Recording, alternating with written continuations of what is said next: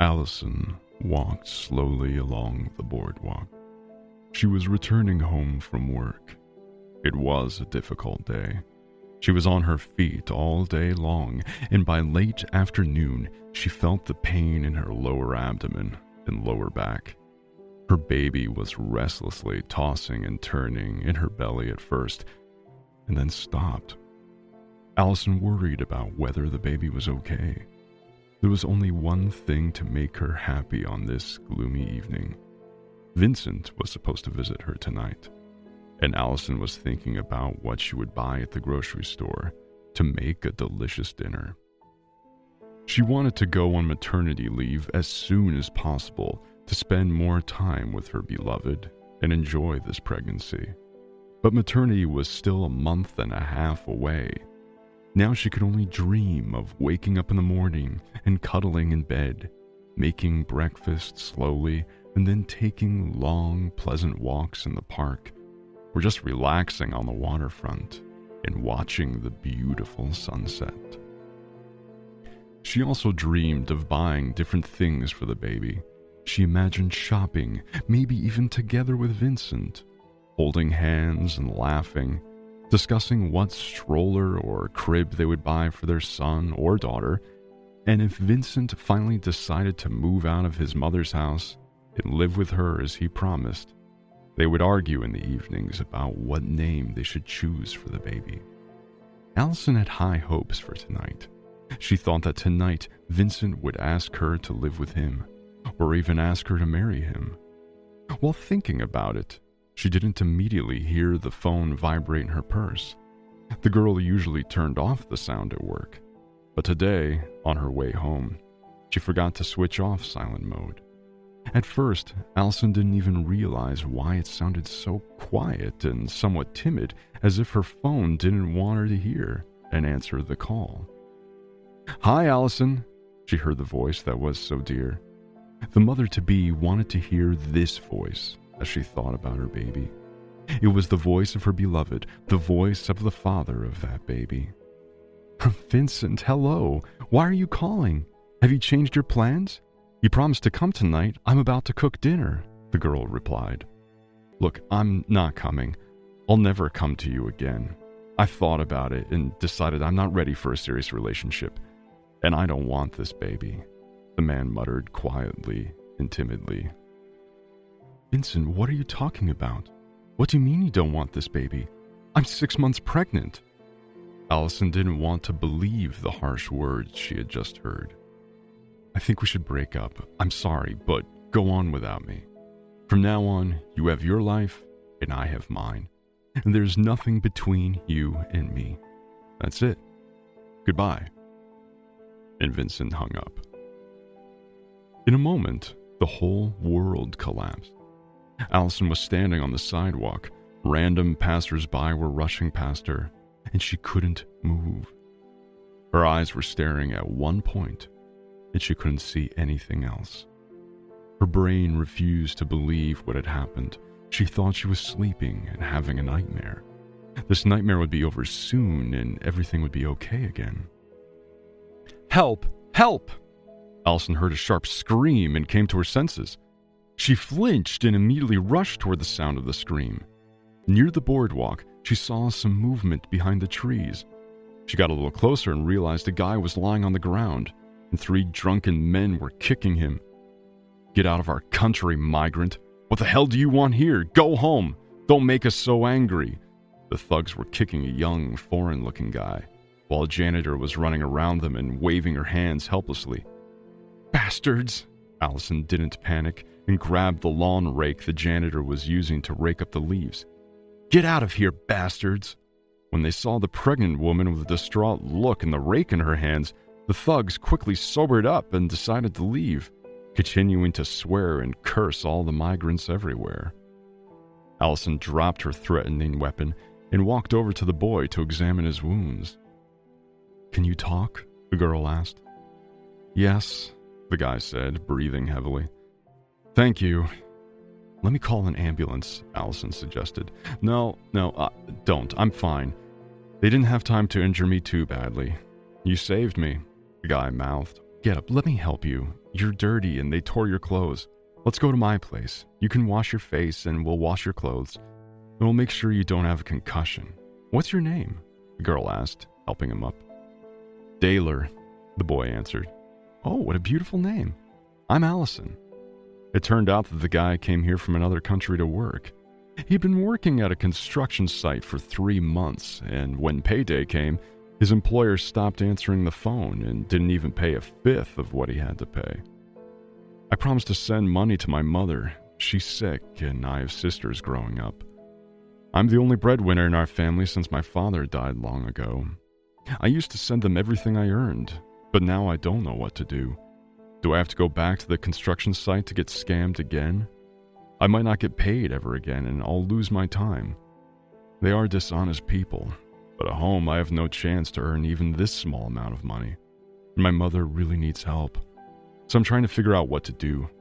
On top of that, those thugs attacked me. They're completely insane. They shouted that it was my fault that they had a bad life. Well, what's my fault? Do I force them to drink alcohol? Do I forbid them to get a job? I didn't kick them and take their money. The guy told his story. Allison looked at the very young man and sympathized. Her heart was torn apart. She had to do something to help him. How did you have the guts to attack 3 big drunken guys alone? Even I was a little scared when I saw you with a rake in your hands. You're about to have a baby, but you weren't afraid? The boy muttered. You know, I was raised at an orphanage. I'm not used to being afraid. Allison smiled sadly. In the orphanage, if you're afraid and try to hide, you're a victim. And the victim gets hurt by absolutely everyone. And if you show everyone you're not weak, even if you have to fight, they'll respect you. That's why I'm used to attacking first instead of waiting for them to hurt me. And the rake, I have no idea what I was going to do with the rake. I just grabbed the first thing that came to hand. Allison laughed. Good thing they got away before I figured out how I was going to hit them with that rake. You're brave, said Daylor admiringly. Not brave, but reckless, laughed Allison. I can't even imagine the horror these drunks have experienced. A woman with a huge belly and a rake in her hands running from behind the trees. You're pretty and very young. How old are you? The guy asked embarrassedly. I'm 22. What about you, Daylor? I'm sorry, but you look like a teenager, Allison replied. I'm 18. I'm an adult, the boy said confidently. Allison looked at this adult. As he said, he was not afraid to go to another country, where he was despised and deceived, just to get money for his mother's treatment. Suddenly she thought of Vincent. He was 28, had a good job, a steady income, a place to live, and a prosperous family. But he was not ready to take responsibility for his own baby. Allison cried. What happened? Did I hurt you? Worried Daylor. No, it's just that I was listening to your story and thinking about how brave you are, and I suddenly thought of my own problems, so I felt unbearably sad, Allison said, wiping away her tears. Oh, please don't cry. Everything will be fine. You shouldn't be sad. It's bad for the baby. Smile more often, and the baby will feel good, the boy reassured her. You're a good guy, Daylor. I'll try to help you out. And Allison kept her promise. The next day, she called her friend Haley, who helped the boy to get a job at the restaurant. Haley was friends with the manager of that restaurant and asked him to hire the boy, assuring him that Daylor was responsible and hardworking. He couldn't make much money there, but the position of a janitor and a part-time watchman was very convenient for him. Working as a watchman, he could spend every night at the restaurant, so he didn't need to rent a place to live. In addition, the restaurant provided free meals for the staff, so Daylor could send all the money he earned to his mother and sisters. The boy was very grateful to Allison and swore that someday he would thank her for everything she did for him. Take care of yourself, and don't let anyone else hurt you. I wish your mother good health, and I wish you that you always have a family and a home where you can come back whenever you want. Allison said goodbye. They said goodbye and went their own way. Allison gave birth to a boy, Alex. Vincent didn't come back to her. He didn't even call or ask about his son. Allison accepted the fact that Alex wouldn't have a father. Her friend Haley helped her as much as she could, going shopping or babysitting, so Allison could sleep or do the laundry. And everything would have been fine, but Alex was diagnosed with a heart defect that wasn't detected until after delivery. From then on, Allison's whole life began to revolve around her son's disorder. The baby was very weak and often sick. At the slightest physical exertion, he became pale and breathed heavily. While most children his age were running around the playgrounds, Alex sat with his mother on the bench and could only dream of playing games, running fast and fighting with other boys. Allison took him to the pool so that the boy could get some physical activity. But still, she always felt that her son could feel bad at any moment. She was afraid she might lose him. When Alex turned 6, the boy's conditions suddenly worsened, and he urgently needed surgery. Previously, the doctors thought that he would gradually get better over the years, but now it was clear that the surgery could no longer be postponed. They needed a lot of money. Poor Allison always knew this day might come, but still, she wasn't ready for it. She had almost no money, and the doctors insisted that Alex needed urgent hospitalization. Allison decided to find Vincent. She realized that in all these years, he had never called or tried to find her and ask about their son. But she was desperate and hoped that his conscience would finally awake. Mrs. Morrison, Vincent's mother, opened the door. Allison hadn't seen the woman in a long time, and actually, Vincent had never introduced them.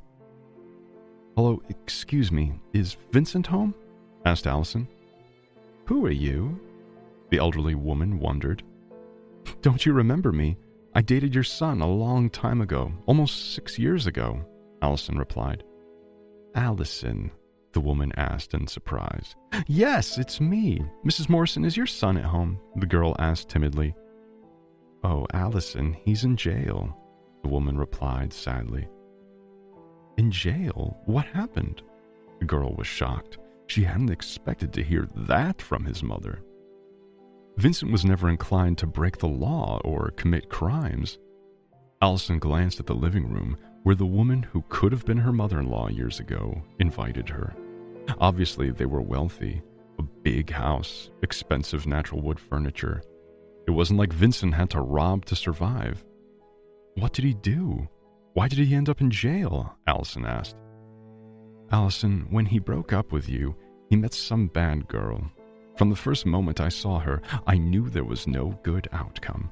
I often fought with him. I begged him not to get involved in anything this girl would offer, but he wouldn't listen to me. That bitch got him into drug business. He was supposed to distribute drugs. Vincent did everything for her, but she couldn't get enough. She wanted more.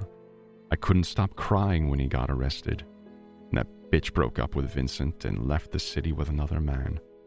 Both of them were doing it, but only Vincent ended up in jail." Mrs. Morrison muttered and cried. At that moment, Allison felt sorry for the lonely old woman. "Allison, why are you here? Do you need something? Why are you looking for Vincent?" she asked, wiping away her tears. Her face filled with hope. Maybe this strong young woman still loved her good-for-nothing son. Maybe she would be willing to wait for him and take care of him while he was in jail. Maybe she's willing to take care of her old mother-in-law, too. "Did you know that Vincent and I were supposed to have a baby? Vincent has a son. His name is Alex."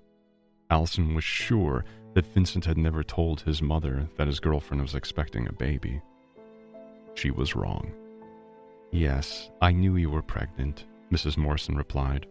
"Frankly, I was the one who persuaded Vincent not to marry you and take responsibility for the family and the baby. I'm not going to lie, it was my fault that he left you. I'm so sorry. Didn't you have an abortion?" "What abortion are you talking about? It was 28 weeks, Allison replied angrily. "Well, induced labor or whatever it's called. It's possible even in late pregnancy. It's not a big deal," shrugged the woman who had just found out she had become a grandmother. "And why didn't you ever call and show your son?" Allison was shocked at how easily this woman confessed that she had persuaded her son to break up with his pregnant girlfriend. She didn't understand why Vincent's mother hadn't even asked about her grandson's fate in all those years. And now she was blaming Allison for not getting rid of Alex. And once she gave birth, not calling and showing the baby. Let's not talk about the past right now. Allison decided to get over herself and ask for help after all. The thing is, your grandson Alex is terminally ill. He needs heart surgery. Please, help us even a little. If you help him, you will save his life. I've never asked you for help, but I'm desperate now. Mrs. Morrison's face became deliberately sympathetic. Oh, I'm so sorry, but there's nothing I can do. You know, I've been living alone for almost 4 years since Vincent got into jail. I got into debt when I was trying to get Vincent out, so I'm sorry, but I can't help you. After losing interest in Allison, the woman hurried to say goodbye to her, saying that she was busy. Actually, Allison didn't want to stay in that inhospitable house anymore. The door slammed shut behind her, and she walked out of the yard with a sigh. Why did I get so upset? Was I really hoping she would help us? I shouldn't come to this house ever again. There are many decent people in this world. I believe that someone will help me and Alex after all. But who? The woman thought. By now, Allison had called everyone she could and owed money to everyone she knew. She managed to get a small loan from the bank, but she still didn't have enough money. Vincent was her last hope, but even that faint hope had burst like a bubble. She needed to do something urgently. Allison stopped at an intersection and reflected. Where should she go? Who else should she ask for help? Various charitable organizations came to mind, but Allison realized that if she and Alex applied there, it would only get into a huge line of people with sick children. But she didn't have time to wait. A car pulled up sharply beside Allison, and she even stepped back in surprise. At the same moment, the car door swung open, and a smiling, unfamiliar man looked out. Allison, is that you? It's been a long time since I've seen you, the stranger said. Allison tried to think of who it could be, but she couldn't remember. It's me, Daler, the man said. At the same moment, all the events that had happened more than 6 years ago flashed before the girl's eyes. She remembered the young migrant she had saved from drunken troublemakers. Daler, I didn't recognize you right away. You've changed a lot. Matured. Now you really look like an adult. Allison laughed happily. Yeah, now I'm definitely an adult. I saw you at the intersection and immediately recognized you. Get in, I'll give you a ride. Where are you going? The man offered. You know, I don't know where I should go yet. Can you take me home? Allison asked modestly. Sure, the man replied confidently. At home, Allison made tea, and they talked for a long time. Daler told her about his life. I'm not sure if you remember, but back then I got a job in a restaurant with your help. For almost 6 months, I worked there as a janitor and a watchman. It was hard, but I didn't complain. I sent all the money to my mother. When I got my first paycheck, I bought flowers and came to see you. I wanted to thank you, but I was afraid of what your husband would say. He probably doesn't know that you saved me, risking yourself and the baby. I was going to say thank you for helping me get a job, but I couldn't find you at your old address. I didn't know your friend Haley either, and I couldn't find you or her. At first, I wanted to ask the restaurant manager, but then I thought if I came to you with flowers, your husband wouldn't be happy. Daler smiled. His smile was very sincere, and he was so handsome that if Allison's head wasn't busy with problems, she probably could have fallen in love with this young man right there. And Daler went on. I gave the flowers to the old lady outside your building, and I thought I would just pray for you and your family. Yeah, I moved to another apartment to save money, and I don't have a husband, and never had. Alex's father left us the day we met. I wasn't myself that day. Allison smiled sadly. Wow, no way. You were in so much trouble that day, but you rushed to help a stranger? Especially since you were pregnant. I've never met anyone as kind and brave as you. There are no others like you in the whole world, the man said with admiration. Thank you, but you're exaggerating. I think there are many kind people in the world. After all, you're doing fine now. Someone helped you too, Allison said. You won't believe it, but you helped me with this too. You taught me to help people without thinking about myself. That's what happened to me while I was working in the restaurant. One night I went out to the backyard of our restaurant and saw that someone had stolen the manhole cover. I rushed to find some planks to cover it so no one would fall in. At that moment, our manager's youngest son was riding his bicycle and fell into the manhole. He didn't even have time to understand what happened. As it turned out, the manhole was very deep and full of water. I decided to go down. The boy hit his head and was unconscious. I took him in my arms so he wouldn't get drowned and started screaming and calling for help. Suddenly, I realized I should have called for help before I went down the manhole. Fortunately, the waiter went out for a smoke, heard me screaming, and got us out. The restaurant manager was grateful that I had saved his son. He gave me some money. I was able to buy a car and start a small business. My sisters got married. Their husbands are very good and well off. My mother now lives with one of my sisters. She takes care of her. And my second sister's husband also moved here. We're business partners and recently opened our second national cuisine restaurant. So now I'll be happy to see you and your son at my restaurant anytime.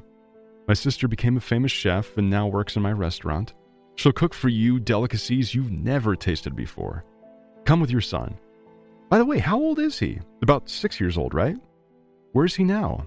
The man looked questioningly at Allison. I'm so happy for you, Daler. Unfortunately, we don't have time to go to the restaurants and have fun. Alex is in the hospital. Allison tried to hold back her tears, but she cried anyway. Strong women also cry sometimes. Daler was shocked. I'm sorry, I didn't know. What happened, Allison? He asked. And Allison told the man about her life, about Alex, and about what his only grandmother had done to them today. Allison, I don't think our meeting was an accident. Destiny brought us together again. Back then, your fiancé left you and you met me. You saved me. Today, his mother hurt you, and we met again. Why? Because you believe in people. And not just believe, but you help people. And they won't leave you in trouble either. The man calmed Allison down. I want to believe that they won't leave me in trouble. Allison smiled weakly through her tears. She felt that something good was finally beginning to happen in her miserable, lonely life. She didn't realize what it was yet.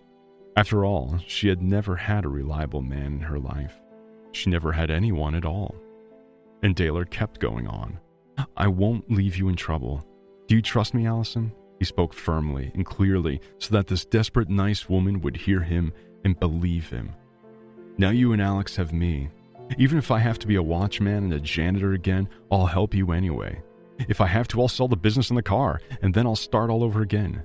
My sisters and mother are fine now. They don't need my help anymore. But you need it, and I owe you my life. Then he glanced at Allison's shabby room, which she had recently moved into to save money, and said firmly, Pack, right now. I won't let you live here. Allison was shocked and asked him in surprise, Daler, but I have nowhere else to go. You're coming with me. I have a big house. I live alone, so there's enough room for everyone. After all, we're not strangers. And tomorrow morning, we'll go to the hospital and schedule Alex's surgery. You said it was urgent, and don't say no. I won't take no for an answer. I promise I'll do everything for you. As it turned out, Daler was a good negotiator. He knew how to talk to Allison, so he didn't ask, but spoke affirmatively and confidently. Allison realized that from now until her last breath, she would never be alone again. Finally, there was a real man in her life. He wasn't even 24 yet, but he was more mature and responsible than some people in their 30s or their 50s. Now Allison was sure that Alex would be well. A woman's intuition told her that she would be happy too, not just as a mother, but as a woman, loved and protected by her